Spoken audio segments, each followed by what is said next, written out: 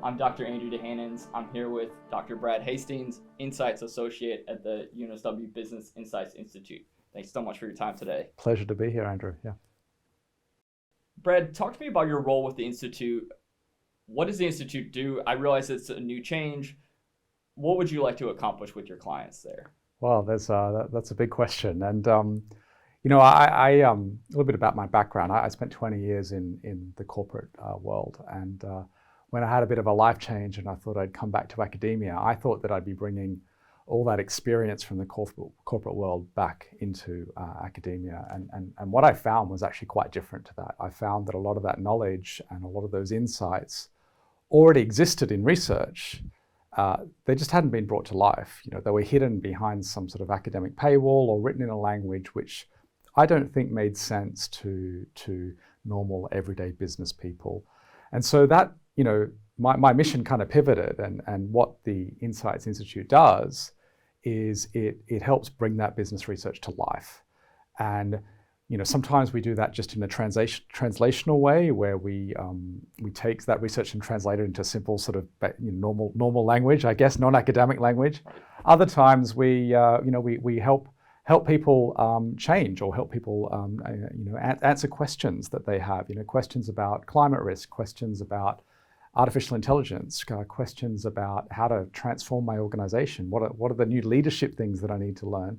And we provide that kind of evidence-based view to those questions, and help our partners learn and grow along that journey. So I think, in terms of what I want to achieve, it's very much around bringing what I see as maybe a quiet asset in that business knowledge to life in a way that really helps Australian and also international business partners. So there's certainly a lot of ways that Insights Institute can help.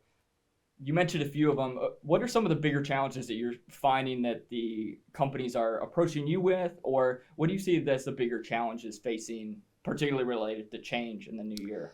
Yeah, I think there's a lot. Justin Trudeau, the Canadian Prime Minister, in 2018, he said something which I think is quite poignant. He said the pace of change has never been this fast, yet it will never be this slow again in the future. And since 2018, we've had a global pandemic. We've had the popular emergence of artificial intelligence. We've had generational changes, and I think that so far he's been on the money, right? And these are those things are really framing, I think, some of the challenges that businesses are coming to us for. The questions I'm hearing are, what is AI going to mean for my business? What is AI going to mean for our future? Are we threatened? Can we get abreast of that? What does it mean? What will it mean? How will it play out? What were some of the challenges that I need to be thinking about? What are some of the projects I need to be thinking about in order to stay abreast of that wave and ensure that my business is not sort of eaten by the disruptors? I think that's one big theme. I think another big theme, and I think another thing which has played out since 2018 is climate risk. We're starting to see the effects of climate risk, and increasingly organizations are being asked to play a part in the solution for climate risk. And that is it's not just okay to make a profit anymore. You've got to make a profit and also reduce climate risk, and also have a positive societal impact, and also provide a place where younger people can grow and have a fantastic experience. It's got more complex being in business. So climate risk is certainly an aspect, and not only the doing something about it, mitigating the adverse effects of climate. We're seeing bushfires in places that there weren't bushfires, which are affecting supply chains. We're seeing floods. We're seeing infrastructure along the coastal communities that's no longer appropriate. So these effects are starting to play out, and they have an impact on businesses. They have an impact on businesses' supply chains, and also the ability of people to get to work. So that's another complexity that's facing organizations. And the other one that I think is also coming to life, and particularly in certain industries, I do a lot of work in health, and one of their big challenges there is labor. We have there are awards with 50 or 60% nurse vacancies on them in our health system. And so this, how to nurture and provide a place where people want to work, and particularly younger generations, is a real challenge in the health space. And I think that challenge is playing out in other industries as well. Generation Z, they have different wants and needs. They have different, decision-making points. It's less about the money and more about the experience, and or more about the ethics of the job. Am I doing a job which is also improving the climate? Am I doing a job that's also improving, the social fabric around me? These are the questions that are on Generation Z's minds. So, I think a challenge for leaders of today and tomorrow is to try and create a space where that those future generations can feel valued and also thrive. Yeah, I mean, those are big challenges. Lots of things that are ongoing in organizations, big and small. Even in times that are uncertain, leaders often have to articulate changes where they don't have all of the information. They don't necessarily know what's going to happen. What are some tips that HR professionals can take, or leaders can take away in dealing with their human resources about communicating change? What do we know about relationships and managing these?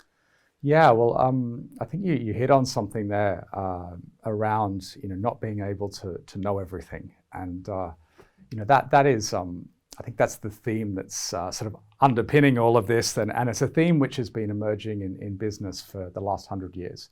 100 years ago, I think people set up a business. There was a boss. That boss kind of knew everything that was going on. I think one person designed the Model T Ford, right? That doesn't happen anymore. It's multiple people. It's not even multiple people. It's hundreds of people or thousands of people that are all coming together to collaborate on very, very complex bits of machinery, if it's that example, or business solutions in other areas, or health solutions. And so this idea that leaders don't know everything that is going on in their organization really shifts the focus of leadership. It really shifts it from that knowing the future and planning for the future and executing those plans to a focus on creating a space where people can come forward and contribute to that, including the people that work at the front line. And if you think about that, actually, well, the people who are working at the front line of organizations are actually probably the best people to change it, because they're the ones that see the problems, they see the drama, they see potential solutions. So for leadership, it's almost flipping that around. It's flipping around the decision making and saying, well, actually, I'm no longer the boss in charge to make those big decisions anymore. What my job is to create the space where people can come forward and build brighter futures. And I don't think we're there yet in terms of that kind of change in leadership. And I think, coming back to your question about HR professionals, I do see HR providing a role in that guidance. What does work in this space? What are the leadership concepts that work in these particular situations? How do we coach, train, develop leaders to be able to open up those spaces for people to come forward and bring the best versions of themselves and contribute to a positive future? So I think that touches on that point that leaders at one hand don't know everything, but they also have to find and embark on a lot of information gathering. What are some of the ways that you find that to be most helpful? Are there ways that the Insights Institute can help with that? Yeah, I think information gathering or information overload is maybe a better way of framing it. And there's so much information there, and it's hard to I think have an objective view and look at that, and particularly when the focus of the question is changing. So we may have a great information system for certain types of decisions, and that's great. That's what we do. We systemize things, we make it easier, but then the landscape changes and it's like, oh, hang on, it's a murky kind of pool of information. How do I make sense of that?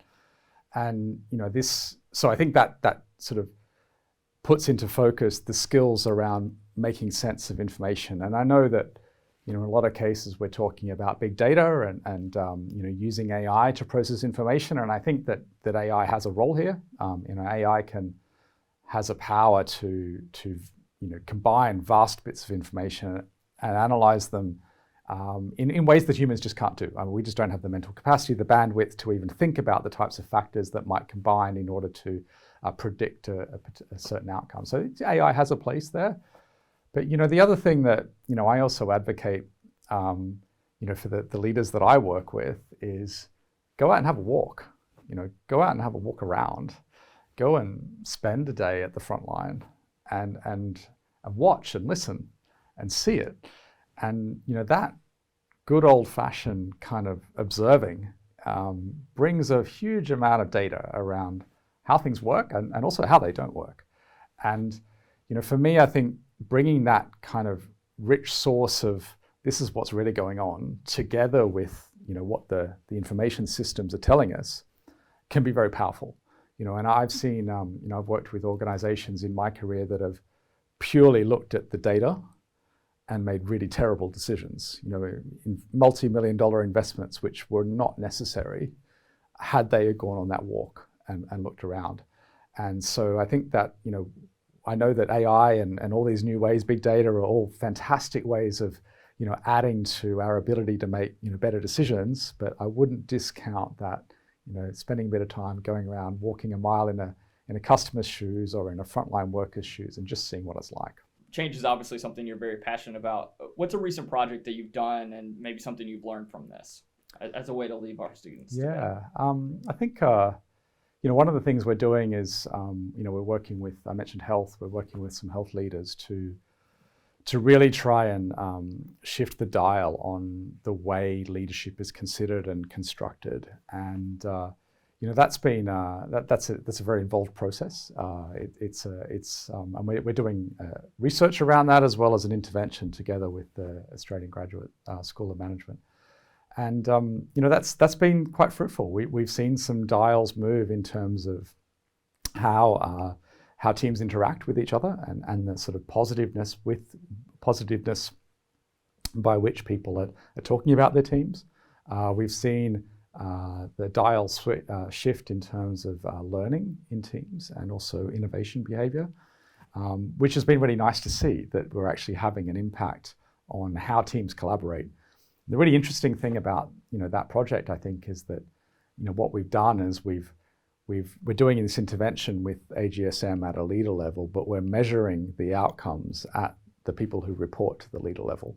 So it's not a self-reported survey. It's not me saying, "Hey, I'm better at this now," or "I'm better at that now," which there's a potential for error. Potential for error there as well. But it's actually asking those people who I interact with, how is Brad going? What is it doing? What's it like to be in this team?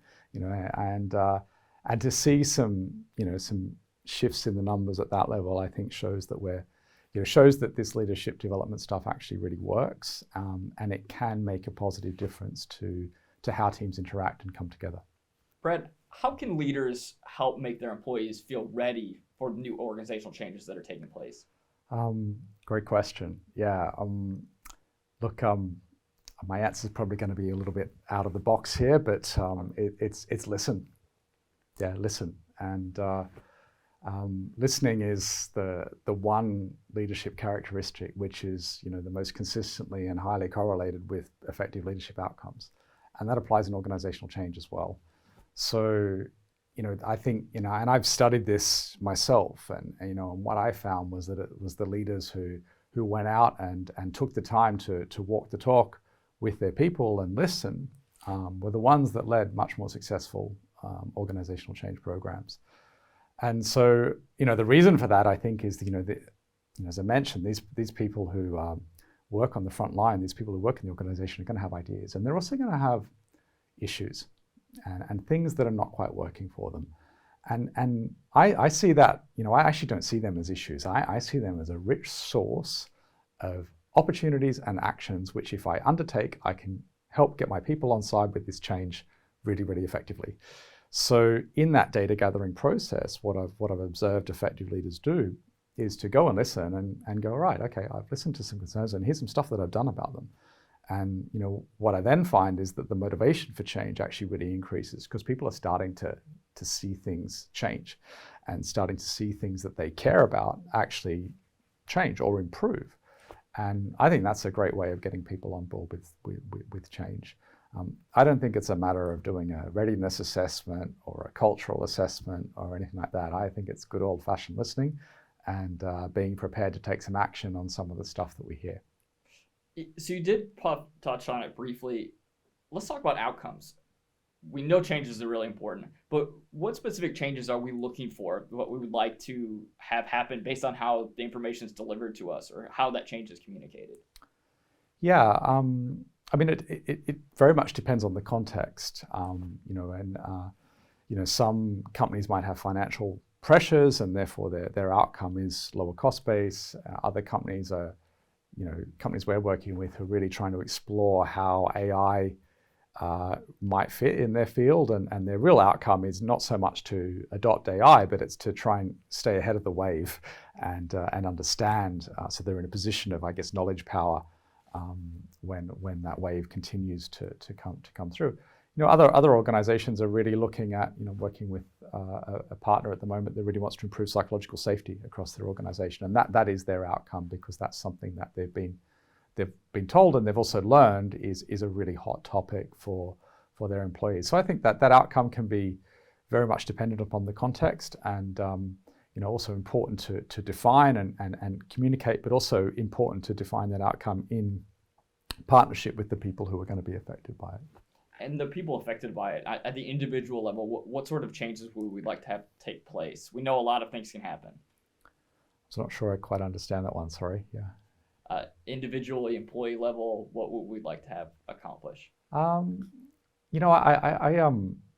don't think about change as what it is we want to change on an individual level, because I think that if I think about that in that way, if I think about change in that way, then what I'm assuming is that I'm going to be deciding what's best for that person, and that framing of change as is what I call top down. It's where the leaders decide what we're doing, and then they sort of say, I want you to move from here to here. And it's almost like, the leaders have, they're in a room and they've got this Lego, right? And they're trying to build a house with the Lego bricks. And then they're going to say, that's the house that we want. And I want you, the organization, to go and be like that house. And everything that we know about change is that that's not the way to affect change. That top-down approach is successful around about 20 or 30% of the time. Instead, the way of encouraging everyone in the room to discuss the Lego, pick up the Lego, have a play at building the house themselves, that bottom-up approach, that's correlated with successful outcomes 80 to 90% of the time. And that, it's a simple but quite fundamental shift in how change unfolds. And so going back to your situation, I don't think it's a matter of saying, this is the change that I want to happen at that individual level, or this is what I want that Lego brick to be. The question is, well, what do my team think is the best place for that Lego brick? And what do my team think are the right ways to be doing this? And, it's okay for me to be holding an ultimate vision and direction of where we're going. That's fine. But the path to get there, that's the bit where we need everyone to contribute, and we need everyone to understand the Lego bricks, what they're going to look like, to have and be empowered in designing that new future, and then working out for themselves what it is that they want to change on that micro and macro level. Yeah, it seems like that would particularly work for long-term changes when you actually do have a bit of time to develop. Yeah. But that's good. Great points and great insights. Thanks, Brad. Cool. All right. Thanks, Andrew.